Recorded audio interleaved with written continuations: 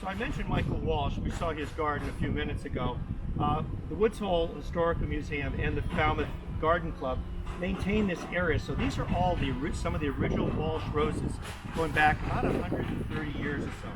Michael Walsh, a monument to him, he's not buried here, but rather a monument to Michael Walsh right here. And again, we have all the beautiful roses. When people think about Cape Cod, they think of roses and they think of rambler roses.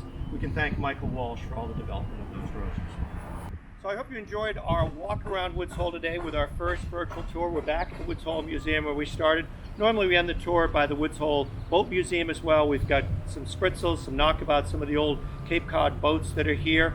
Be happy to have you on the tour anytime. Be happy to have you at the museum. Hope you enjoyed your time with us today.